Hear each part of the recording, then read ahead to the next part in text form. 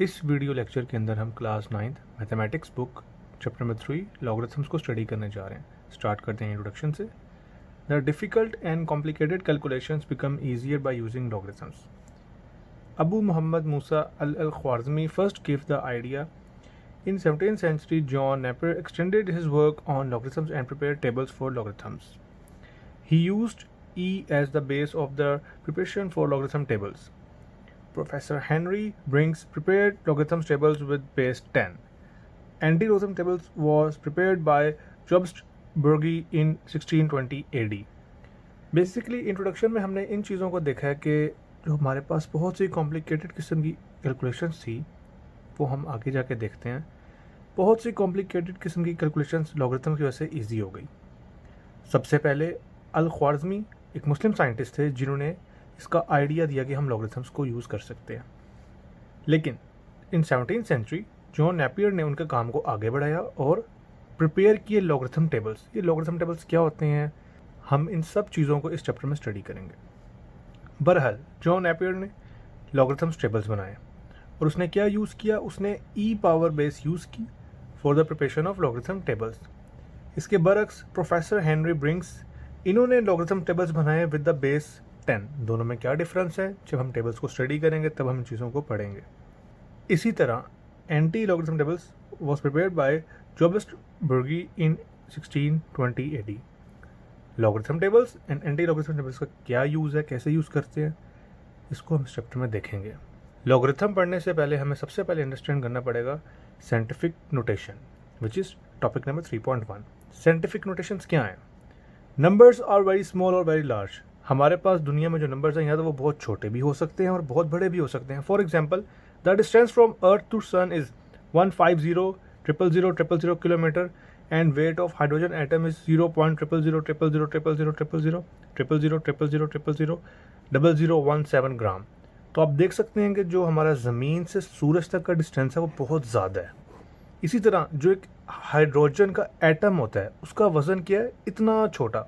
तो अगर मैं इन नंबर्स को बार बार मुझे लिखना पड़ जाए तो मैं कोई गलती कर सकता हूँ, मैं कोई ज़ीरो कम लिख सकता हूँ, कोई ज़ीरो ज़्यादा लिख सकता हूँ। तो अगर मैं नॉर्मल नोटेशन के अंदर ऐसे लंबे और छोटे नंबर्स को लिखूँ तो मेरे पास गलती के चांसेस ज़्यादा है। तो मुझे कोई ऐसी नोटेशन चाहिए जिसकी वजह से मैं इन सब नंबर्स को तरीके से लिख पाऊँ, उनको हम कहते हैं scientific notation. In ordinary notations, standard notation, ordinary notation ये जो लिखे हुए हैं ये आम स्टैंडर्ड नोटेशन भी कहलाते हैं। There is always a chance to of error.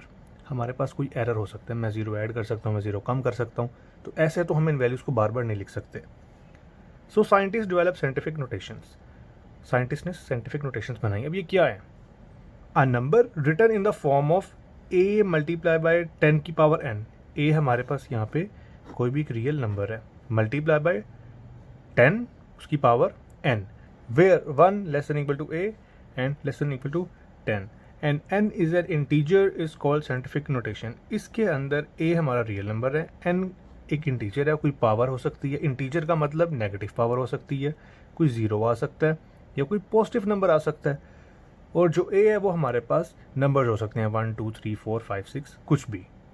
तो ऐसे नंबर्स जिनको हम इस फॉर्म में लिखें उनको हम कहते हैं साइंटिफिक नोटेशन। फॉर एग्जांपल, जिस तरह मेरे पास यहाँ पे 150,000,000 किलोमीटर्स, तो इसको मैं कैसे लिख सकता हूँ? मैं इसको ऐसे लिख सकता हूँ 15, जिस नंबर के ऊपर कोई डेसिमल पॉइंट कहते हैं पॉइंट को, कोई डेसिमल पॉइंट नहीं होता, उसका पॉइंट कहाँ पे होता है? एंड पे। इस नंबर में कोई पॉइंट नहीं है तो इसका पॉइंट कहाँ पे है? एंड पे। अब अगर इसको मैं 1 2 3 4 5 6 7 8, तो मैं इसे कैसे लिख सकता हूँ? 1.5 मल्टीप्लाई 10 टू रेस पर 8 किलोमीटर। तो ये जितने भी ज़ीरो से मैंने इनको ऊपर पावर में लिख दिया। इस 8 का मतलब है कि पॉइंट जितना पीछे जाएगा उतने ज़ीरो लगते जाएंगे। 5 को मैंने क्यों नहीं गायब किया?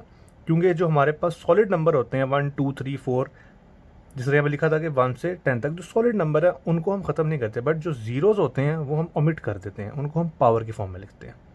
उम्मीद है आपको मेरी बात समझ आ गई होगी। ऐसे जितने भी नंबर्स हैं उनको जब हम इस पावर की शक्ल में लिख दें 1.5 मल्टीप्लाई 10 टू 8, इसे हम कहते हैं साइंटिफिक नोटेशन।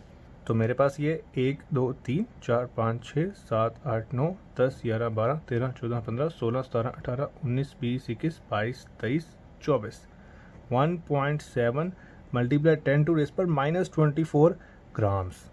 अब मैंने माइनस क्यों लगाया इसके साथ, देखें जब पॉइंट मेरा राइट टू लेफ्ट मूव करता है तो हमेशा पावर पॉजिटिव आती है, लेकिन जब point left to right move करता है तो हमेशा पावर नेगेटिव आती है। यहाँ पॉइंट राइट टू लेफ्ट गया था तो पावर क्या ही पॉजिटिव 8, यहाँ लेफ्ट टू राइट गया तो पावर क्या है -24। तो इस इतनी बड़ी टर्म को मैं ऐसे भी लिख सकता हूँ with the help of scientific notations. Example number 1, write each of the following ordinary numbers in scientific notation. ये आम नंबर्स लिखे, इनको साइंटिफिक नोटेशन में लिखें। Question number 1 30600, solution 30600 equal to, जिस नंबर पे कोई पॉइंट नहीं होता उसका पॉइंट कहाँ पे होता है, एंड में।